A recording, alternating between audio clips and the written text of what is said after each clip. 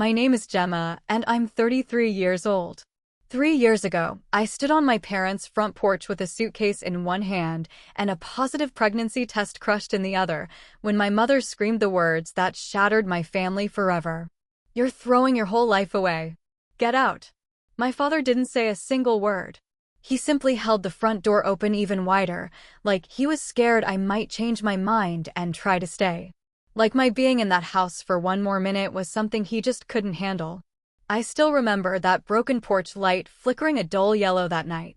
And I remember thinking how strange it was that the last image I'd ever have of my childhood home would be that dying bulb, and my mother's face twisted into someone I barely recognized.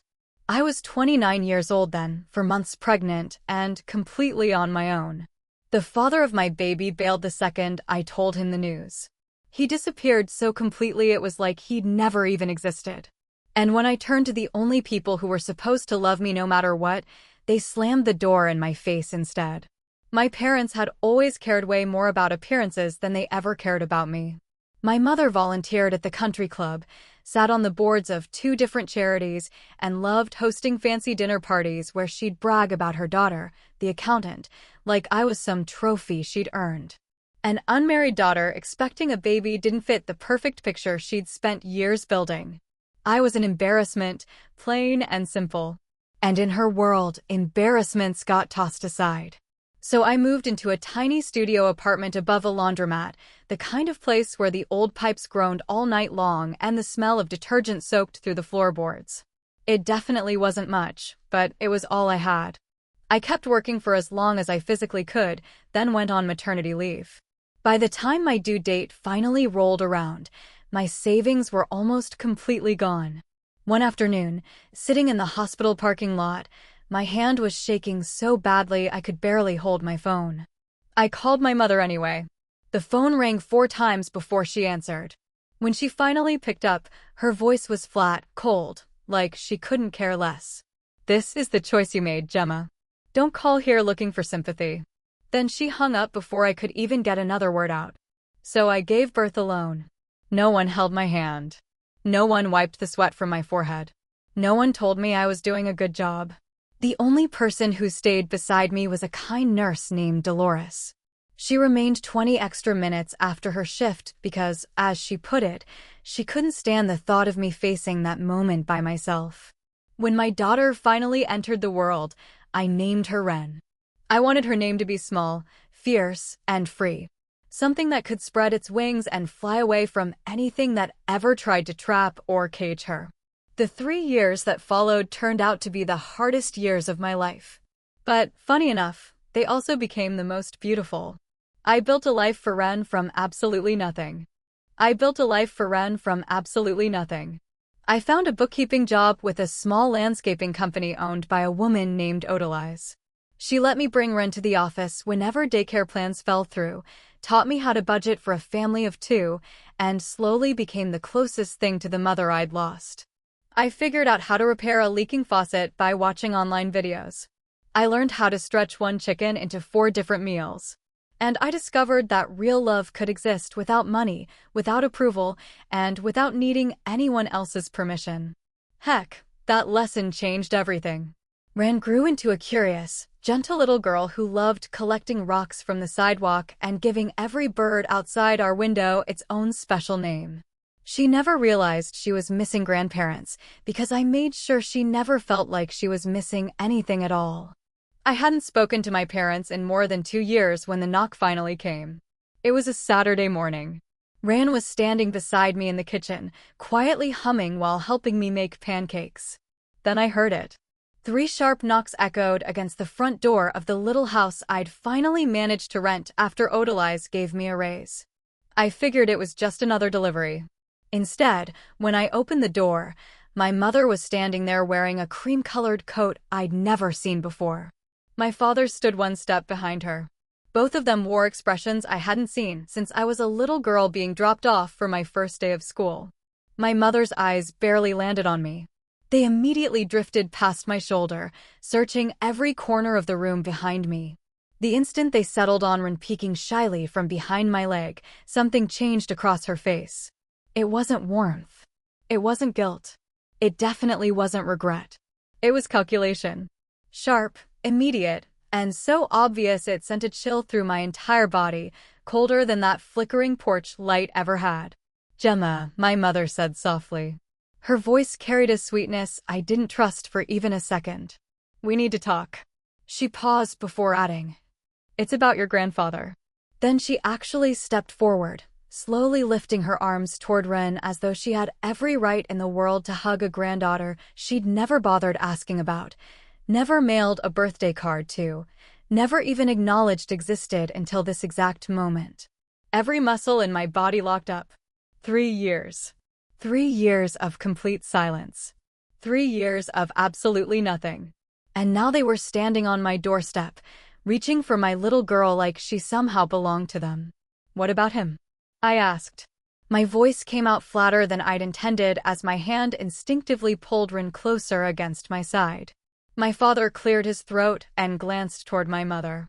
I could practically see him searching for the perfect words, the careful words, the words they thought would help them get whatever they'd driven 3 hours to come after. My mother's smile slipped for the briefest moment before she forced it right back into place. "He passed away last month," she said quietly. "And there's something you need to know about his will." My grandfather's name was Walter.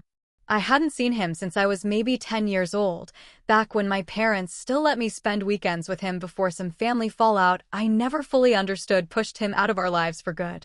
I remembered him as a quiet man with rough, hard-working hands and a workshop packed with old radios he loved bringing back to life. He always called me Jeem and let me eat cereal for dinner whenever my parents weren't around to complain. Looking back now, those weekends were some of the happiest memories of my childhood. I honestly hadn't thought about him in years. Hearing his name now, standing on my own front porch, coming from the mouths of the same 2 people who'd thrown me out without a second thought, felt like someone had handed me the missing piece of a puzzle I'd stopped trying to finish a long time ago. "What about his will?" I asked again, this time with a much sharper edge in my voice. Because my mother still hadn't answered the question. Instead, her eyes kept drifting back toward Ren, almost like she couldn't help herself. Then she actually reached out. Her fingers stretched toward my daughter's tiny shoulder. That was the moment Ren stepped completely out from behind my leg, clutching the little sparrow figurine she carried practically everywhere she went. She looked up at these 2 total strangers with wide, cautious eyes. I watched my mother's perfectly rehearsed smile freeze. Then I watched it crack. For the very first time, she wasn't just looking at my daughter. She was really seeing her. The shape of Ren's face. The way her eyes were set. The tiny expressions that suddenly made something click. My mother's hand slowly fell back to her side. Instead, she grabbed my father's sleeve so tightly her knuckles turned white. When she finally spoke, her voice barely came out above a whisper. "That can't." She never finished the sentence. She didn't have to. The realization spread across her face like a dark shadow, and in that instant I understood something that hit me like a ton of bricks. This visit wasn't about grief. It wasn't about family. It sure wasn't about making things right. Nope. This was about money. "Come inside," I finally said. Not because I wanted them in my home, but because I needed to hear every single word with my own ears. And there was no way I was about to have this conversation out on the porch where every nosy neighbor could overhear. We settled into my small living room. Ren sat down beside my feet, happily playing with her little collection of rocks and her sparrow figurine, completely unaware of the storm unfolding around her. After a long silence, my father finally spoke. His voice was calm, businesslike, the exact tone he always used whenever he thought he was in control of the situation. My father finally began explaining everything, his voice low, steady, and businesslike, the same tone he always used whenever he wanted to take charge of a situation. He told me Walter had passed away from a stroke 5 weeks earlier, alone in the house he'd called home for more than 40 years. The will had been read the previous week in front of an attorney none of them had ever met before. My mother had walked into that meeting fully expecting to inherit almost everything as Walter's only child. Instead, she found out that nearly his entire estate, a fortune none of them had even known existed, had been left to me. I just sat there, completely stunned, while my father continued talking. His jaw stayed tight the entire time, carrying an expression that looked like a mix of resentment and shame. As it turned out, my grandfather had quietly spent decades investing in real estate throughout the city. He bought small properties back when they were practically worthless, then simply held on to them as neighborhoods slowly grew and property values skyrocketed. He never lived like a wealthy man. He never showed off. He never remarried after my grandmother passed away. And he never told a soul what he was quietly building. Somehow, and I still don't know every detail, a cousin of mine had kept him informed after my parents threw me out. She sent him updates about my life, never asking my parents for permission or confirmation. 18 months before he died, Walter changed his will. He cut my mother out almost entirely. Every property, every dollar in savings, everything he'd spent a lifetime building. He left it all to me. And to Ren, the great-granddaughter he'd never had the chance to meet, but had somehow decided deserved protecting anyway. The attorney had also read a handwritten note Walter left behind. It contained just one simple sentence. Family is the people who don't slam the door. The room went completely silent. My mother sat across from me, her face drained of color. For the first time since she'd arrived, every bit of that carefully crafted composure completely fell apart. "We're your parents," she finally whispered.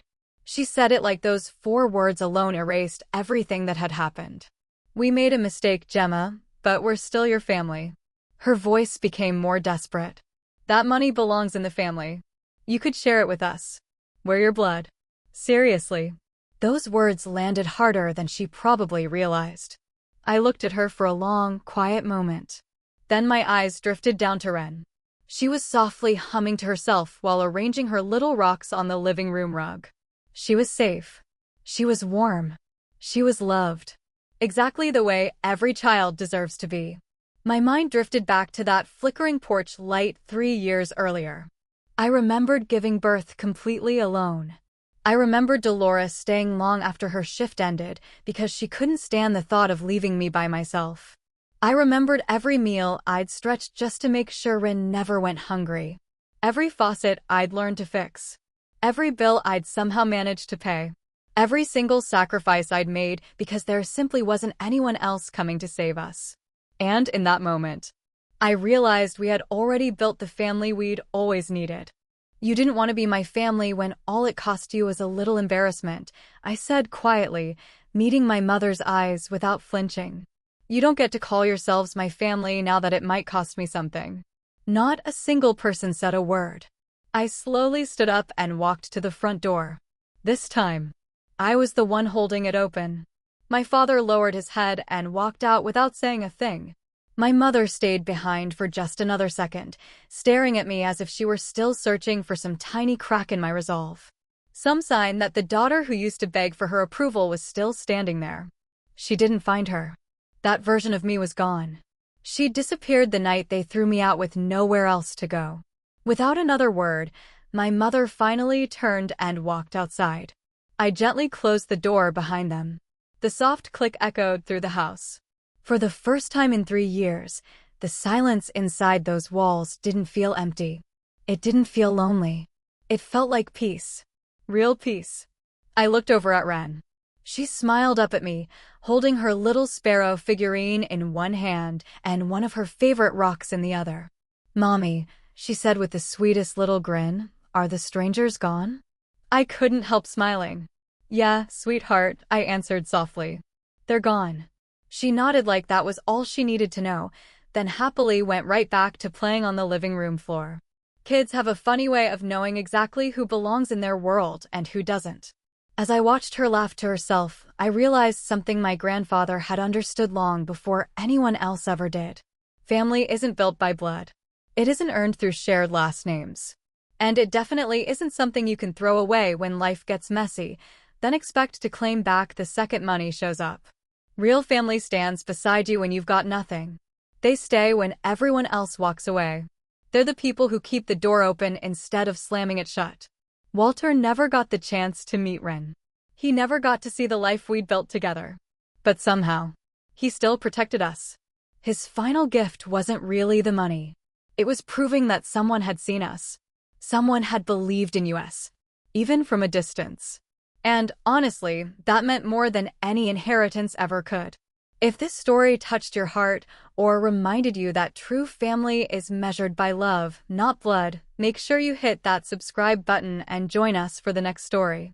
There are so many more stories just like Gemma's, where people who were pushed aside found the strength to rise, rebuild, and prove that sometimes the family you create is far stronger than the one you were born into. Trust me, you won't want to miss the next one.